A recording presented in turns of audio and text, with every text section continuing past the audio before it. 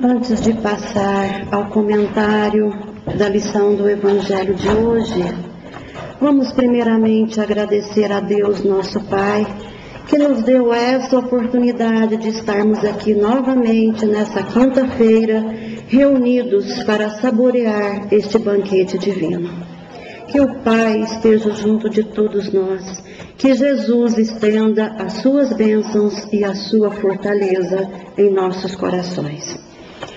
A lição da noite foi um alerta para todos nós. É uma mensagem mediúnica, vocês perceberam que há instruções dos Espíritos. É uma mensagem recebida por Lacordaire, Constantina, 1863. Essa mensagem foi escrita em 1863, portanto, há 149 anos atrás, quase um século e meio. E ainda, quantos seres humanos se deixam corroer pelo orgulho, esquecendo de praticar a humildade. Há quase um século e meio que veio essa mensagem, e há 2010 anos atrás, Jesus passou entre nós, deixando seus ensinamentos, a sua mensagem, a sua receita, para que todos nós pudéssemos segui-lo. E quantos de nós ainda não seguimos os ensinos do Cristo? Quantos de nós esquecemos o que Ele falou para cada um de nós? E vamos vivendo a vida como se não tivéssemos que mudar e seguir do jeito que todos nós somos. Portanto, esse espírito de Lacordaire pediu em oração, a gente viu no comecinho da lição, ao Espírito Santo que o iluminasse, para que suas palavras se tornassem compreensível, se tornassem uma luz para a humanidade.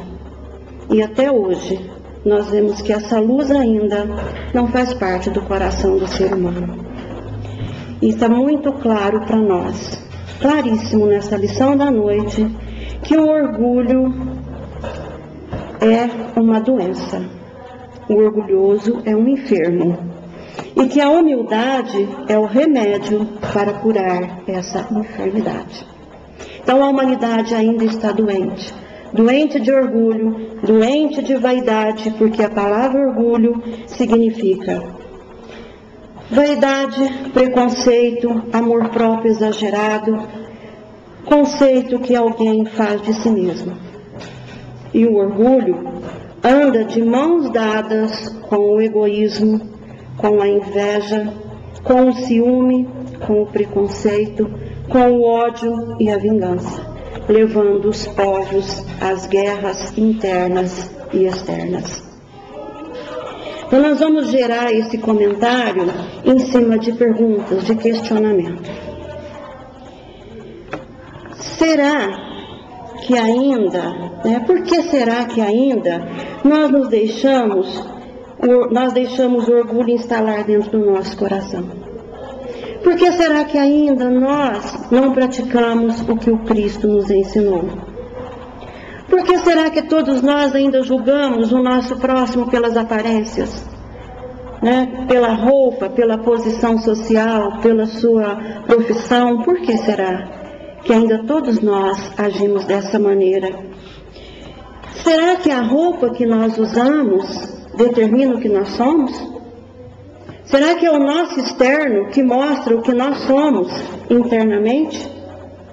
Será que o sangue do nobre é diferente do sangue do plebeu? E o corpo do rico? Será que é diferente do corpo do pobre? Será que Deus criou duas espécies de homens e Ele nos vê pelos bens materiais que possuímos, pela profissão, pelos títulos, pela posse ou pela essência que está dentro de cada um de nós? Será que quando partirmos daqui e chegarmos ao plano espiritual, Deus vai perguntar para nós: o que você possuía lá na terra? Você trouxe para cá? Será que nós levamos o que nós temos aqui, as nossas coisas materiais, que são emprestadas pelo Pai para que nós possamos usar e tomar conta?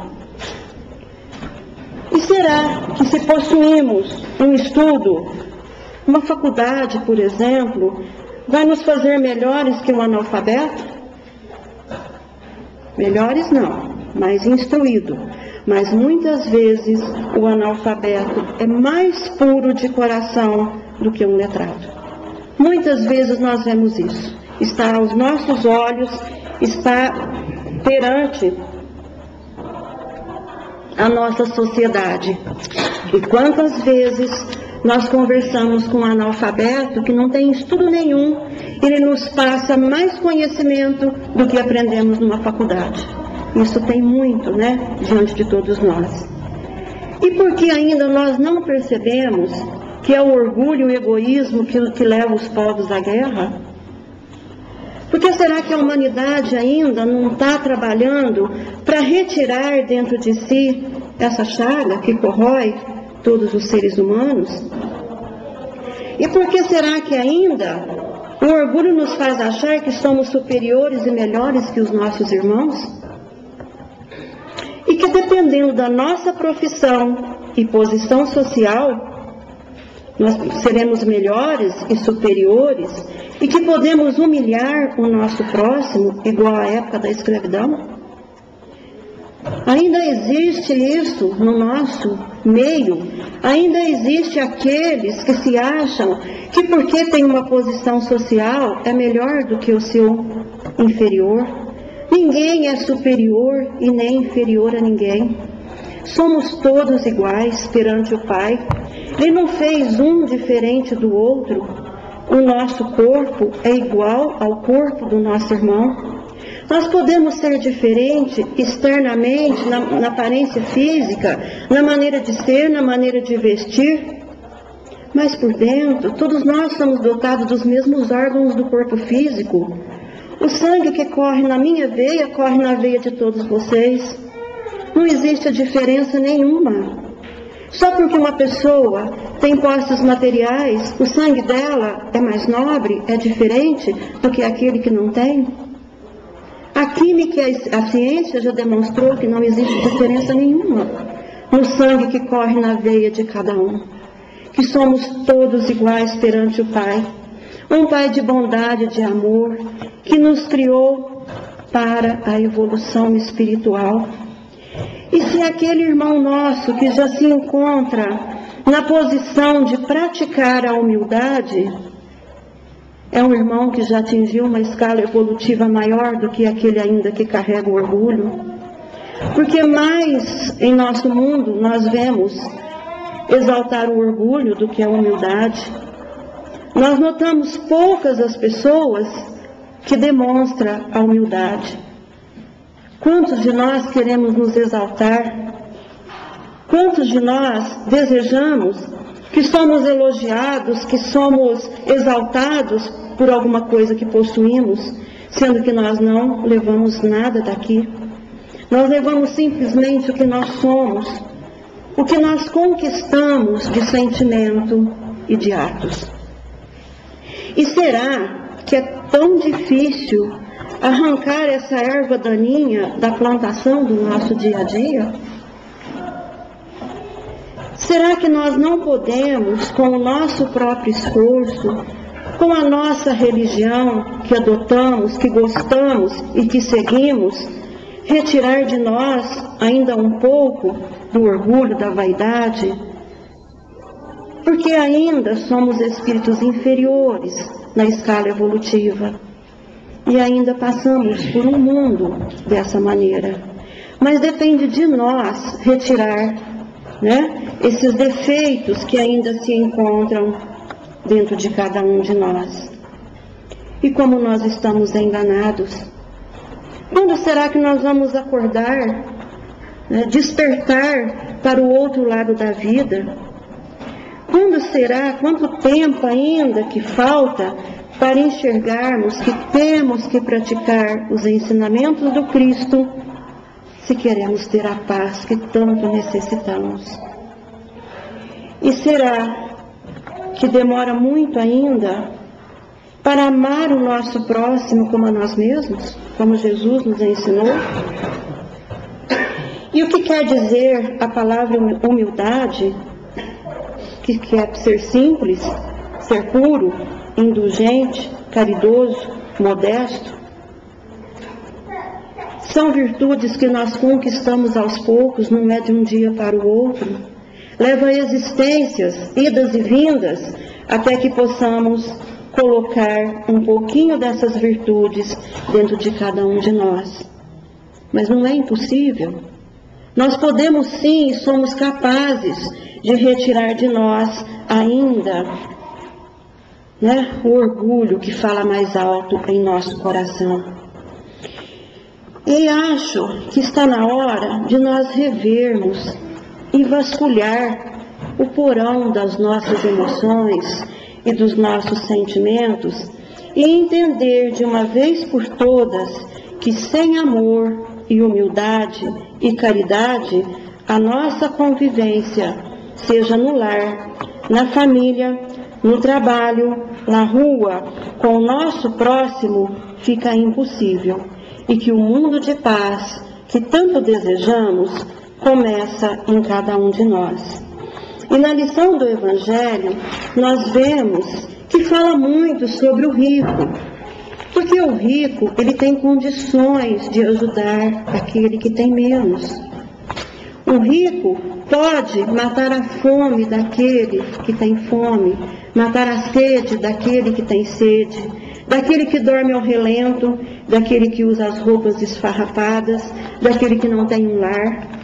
Porque quando nós arregaçamos as mangas e dispomos a ajudar, a fazer a caridade que Jesus tanto falou, nós vamos conseguir alguma coisa. Nós vamos conseguir melhorar a nossa sociedade. Porque muitos de nós achamos que é trabalho de presidente, de governador, de prefeito, que não tem nada a ver com a gente. Tem sim. Cada um de nós temos que fazer alguma coisa, porque somos irmãos perante o Pai. Somos iguais perante Ele. E todos, Deus deu a todos nós a mesma potência, a semente plantada dentro de cada um de nós, para que possamos avançar na nossa evolução. E quantos de nós ainda nos deixamos arrastar pelo orgulho? Então nós vamos girar agora em torno da humildade. Falamos um pouquinho, a lição é grande, não dá tempo assim de expor ela toda. E para falar de humildade, eu não conheço ninguém, que seja mais humilde do que Chico Xavier. Ele passou entre nós, todos nós temos o conhecimento de quem Chico foi e de quem Chico é. Porque ele continua sendo, o Chico não acabou. Ele continua junto de cada um de nós, nos ajudando, nos iluminando, para que possamos arrancar de nós o orgulho.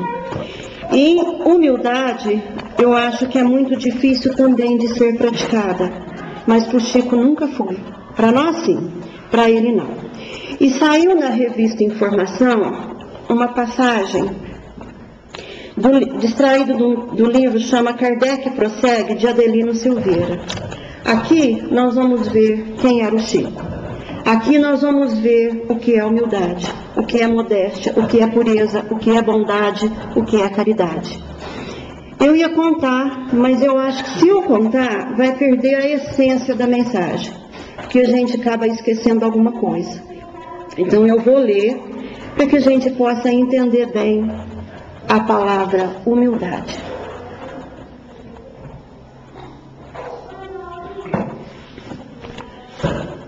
Numa daquelas madrugadas, quando as sessões do Chico se estendiam até o amanhecer, viu-o pela primeira vez.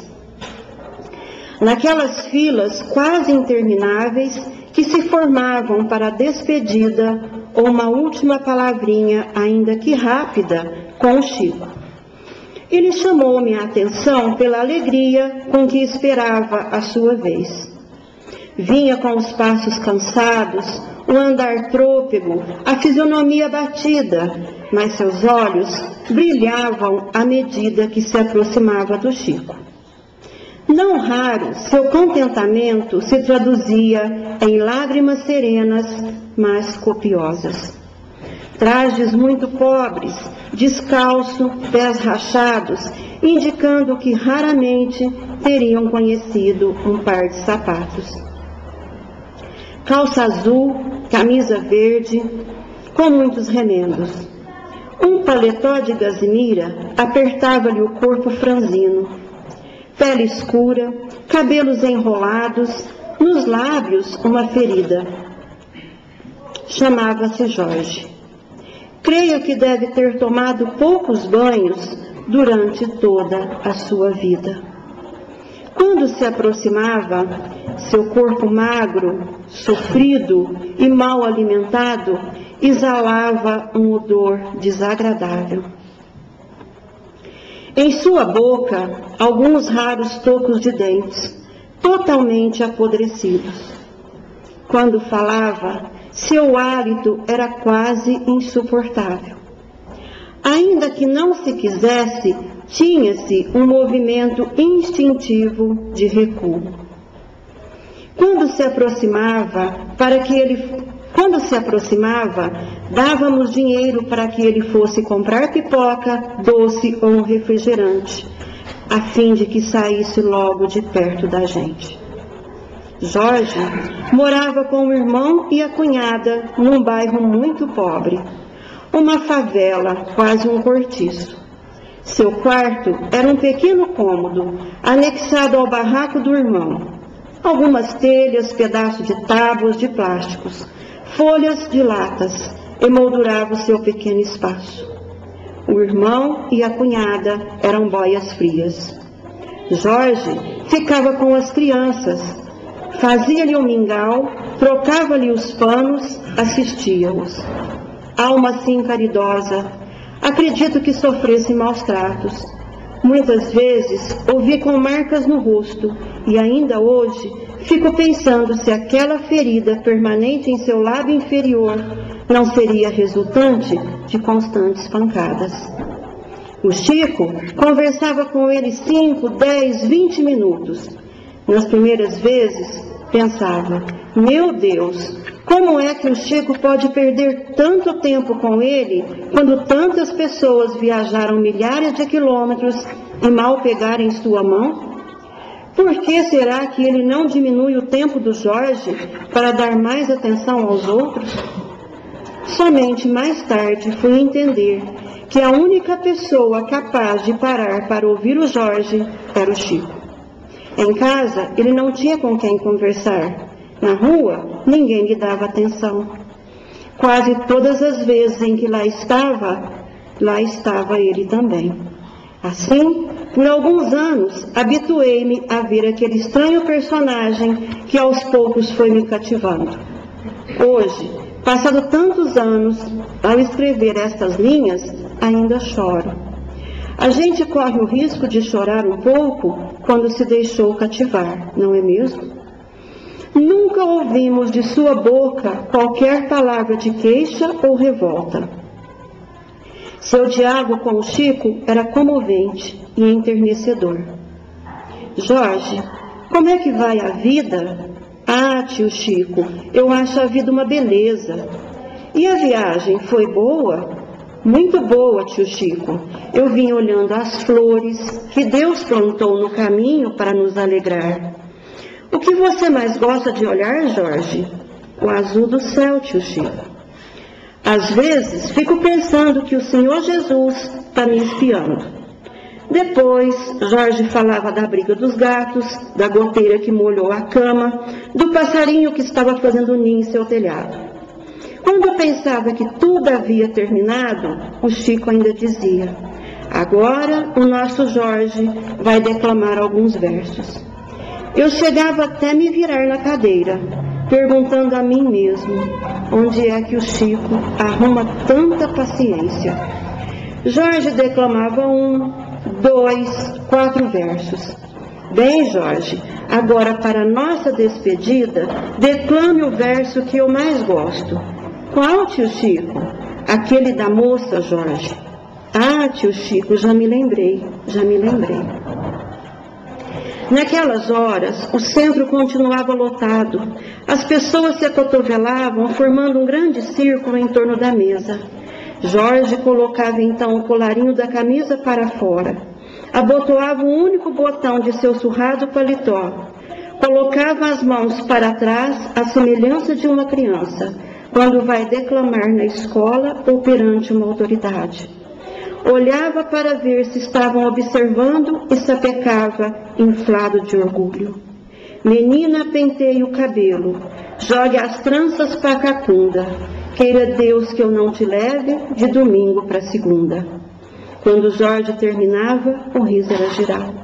Ele também sorria, um sorriso solto e alegre, mas ainda assim doído, pois a parte inferior de seus grossos lábios se dilatava, fazendo sangrar a ferida. Aí, ele se aproximava do Chico, que lhe dava uma pequena ajuda em dinheiro. Em todos aqueles anos, nunca consegui ver o quanto era. Depois, colocava o dinheiro dentro de uma capanga, onde já havia guardado as pipocas, os doces, dando um nó na alça de pano. Para se despedir, ele não abraçava o Chico. Ele se jogava todo por inteiro em cima do Chico. Falava quase dentro do nariz, em cima do Chico. E eu nunca ouvi ter aquele recuo instintivo como eu tivera todas as vezes. Beijava a mão do Chico, que beijava a mão e a face dele, ao que ele retribuía, beijando os dois lados da face do Chico, onde ficavam manchas de sangue deixadas pela ferida aberta em seus lábios. Nunca vi o Chico se limpar na presença dele, nem depois que ele tivesse ido.